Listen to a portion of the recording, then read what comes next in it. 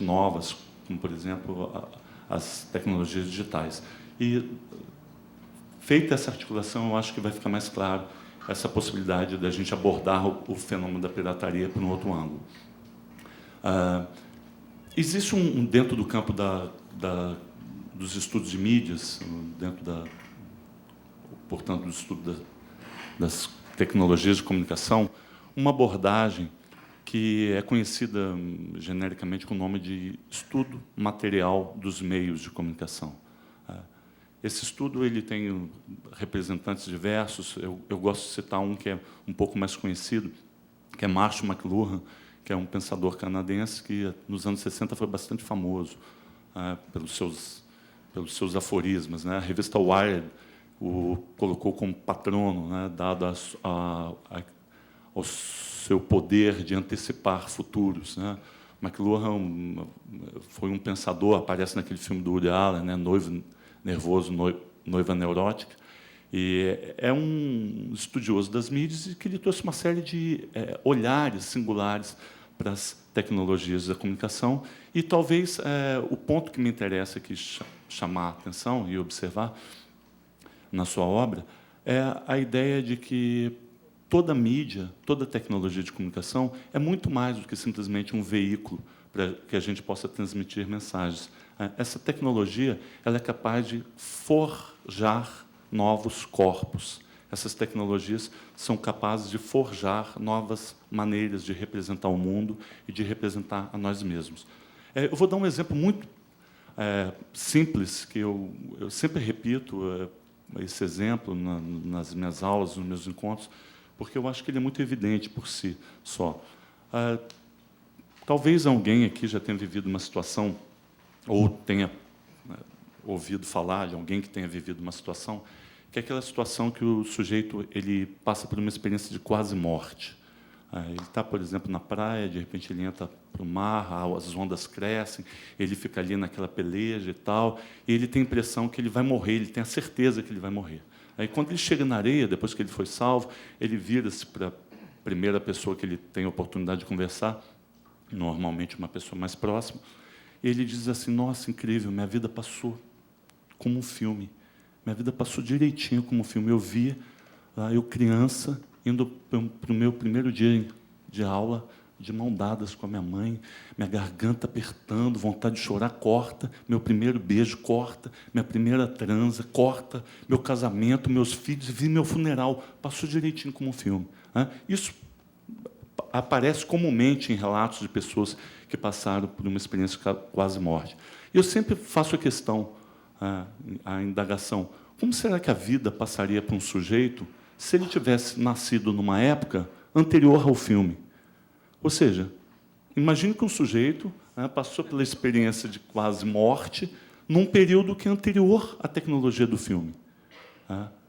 Alguns vão dizer, não, uma posição relativamente ingênua poderia supor que o filme está na cabeça de todo mundo, que o filme está na cabeça dos indígenas, assim como no homem medieval, assim como no homem pré-histórico.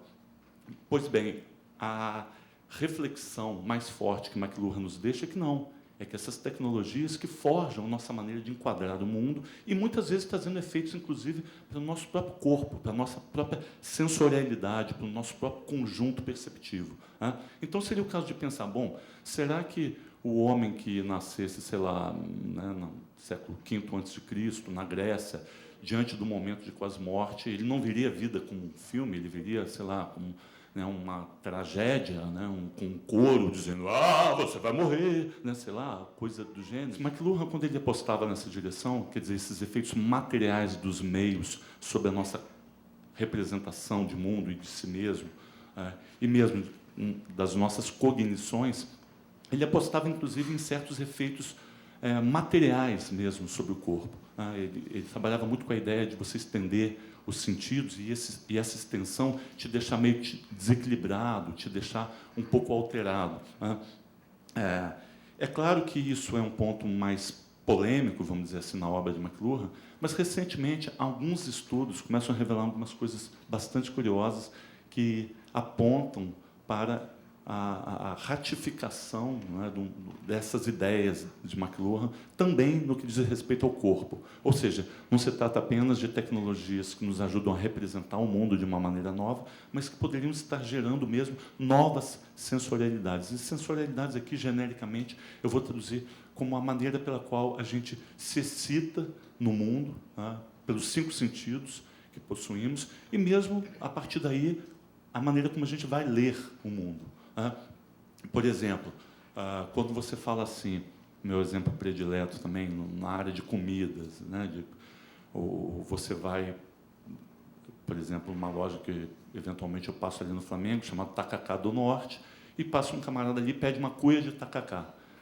Para quem não conhece o tacacá, uma comida, um prato típico, especialmente do Norte, Belém, e para nós aqui do Sudeste é bastante exótico, para não dizer que é algo intragável. E me impressiona sempre, né, quando eu vejo aquelas figuras que chegam lá e pedem um tacacá, tomam uma cuia e pedem a segunda. Né, eu sempre me pergunto assim, não é possível esse corpo que está aqui do meu lado, a estrutura carbono igual a minha, não é possível esse corpo gostar e eu odiar o tacacá. Né? E eu sou muito curioso em relação à cultura gastronômica e me obrigo sempre a tomar o tacacá e o negócio não desce. Né? E a coisa é, curiosamente, quando eu converso com os amigos, antropólogos, cientistas sociais, sempre eu recebo como resposta uma palavrinha genérica, que é cultura. Mas isso é cultura. Ok, mas alguém precisa decifrar os mecanismos mais finos de como a cultura se inscreve no corpo e, a partir daí, você tem certos tesões gustativos, olfativos, visuais, né? E outros não. Ou seja, é isso que eu estou chamando de sensorialidades. Né? Como você encaminha os seus tesões no mundo e, consequentemente, como você lê o mundo e como você passa a gozar com o mundo e valorizar, inclusive, certas práticas culturais em detrimento de outras. Né? Por exemplo, quando a gente vai escutar o funk, o funk carioca, e o funk carioca é tomado por muitos como uma não música, né, ou como uma expressão menor, etc. E, claro, você pode ler um artigo do Hermano Viana e falar, agora eu decidi, não, o funk é uma coisa maravilhosa. O Hermano Viana abriu a minha cabeça para o valor do funk. Ainda assim, você não vai passar a gostar do funk imediatamente. Você vai ter que submeter o teu corpo, talvez, a muita prática de funk, particularmente, ao deslocamento de ar necessário que o Furacão 2000 faz, aquela música que reverbera no corpo, para depois de algum tempo expondo o teu corpo ali, quem sabe você criar essa nova sensorialidade e começar a gozar efetivamente com o funk. Eu diria que hoje, talvez a cultura que mais impressiona é a cultura dos games, e nesse sentido também a pirataria dos games. Não só porque, né, a indústria de games bate já a indústria de Hollywood, mas porque me parece que ali está o filão onde as novas sensorialidades estão sendo produzidas. Eu me interesso particularmente pelo o que eu chamo de guerra dos consoles, estudando os games. A guerra dos consoles, genericamente, seria uma briga que há entre as grandes produtoras de consoles para os games, né, Nintendo, Sony e Microsoft. E o que você observa ali? Que, de uma maneira geral, essa guerra aposta numa, o que eu chamo de uma escalada hiperrealista. A ideia é produzir uma simulação tal do ambiente não virtual, do ambiente real, de forma que você possa experimentar a realidade simulada. E o curioso é o seguinte, essa guerra ela vinha de uma tal maneira que os últimos consoles dessas 3 grandes empresas, especialmente quando você compara os últimos lançamentos, todos vinham apostando numa hiperdefinição do audiovisual. Ou seja, se você entra num console, num PlayStation 3, por exemplo, da Sony, os games que vão rodar ali, eles te trazem uma realidade no que diz respeito aos aspectos visuais e auditivos, que você acredita realmente que você está dentro daquele mundo que está sendo simulado.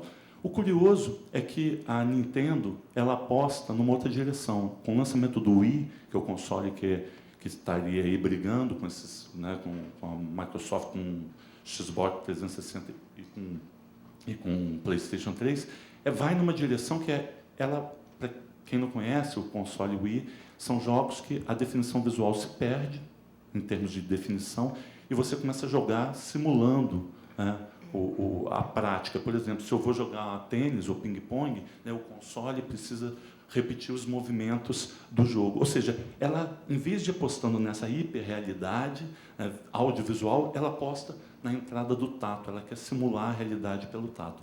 O que eu estou querendo dizer com tudo isso?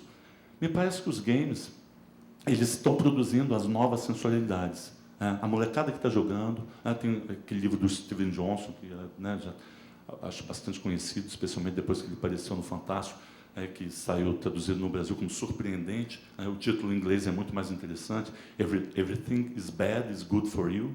Tudo que é ruim é bom para você. E nesse livro ele vem tratando dessa questão, como que os games podem estar produzindo já novas formas de percepção, de cognição, de inteligência. Mas o que me parece é isso, a molecada está lá silenciosa, produzindo novos corpos. Elas jogando, eles estão sensíveis a novas experiências. E, nesse sentido, para finalizar, que meu tempo acho que está acabando, me parece que os piratas digitais têm uma função social importantíssima. Ou seja, é através da pirataria, seja a pirataria musical, seja a pirataria dos games, ou mesmo, eu fico focado mais nesses dois exemplos, especialmente a dos games, você está tendo a possibilidade de produzir novas sensorialidades para um público que não teria acesso a essas novas sensorialidades. O que eu estou querendo dizer? Eu não quero entrar realmente na discussão da legalidade dessa prática, claro que a gente sempre tem que entrar, mas eu quero defender apenas aqui, depois no debate a gente poderia até aprofundar isso, um outro ponto de vista, que é, para um país que está preocupado em produzir efetivamente uma inserção do seu povo num novo modelo de cognição, que é a cultura digital, são os piratas que estão tendo o papel mais importante. Porque as escolas, ou as propostas de democratização das práticas digitais, elas estão muito aquém do que o game pode fazer efetivamente na produção dessa nova cognição. Então, nesse sentido, que eu diria que talvez os piratas ainda possam ter reconhecido aí na breve, curta história da revolução tecnológica digital o seu papel como os verdadeiros formadores de novos corpos, de novas escutas, de novas visualidades, de novas audibilidades e de novas tatibilidades. Esse som é sobre a ciência da persistência versus a preguiça e a descrença. Paciência é a sapiência do espírito. Viver no presente é a base, a chave para seguir bem na viagem. Evita desgaste desnecessário durante o seu itinerário no planeta. Esse som é sobre o processo.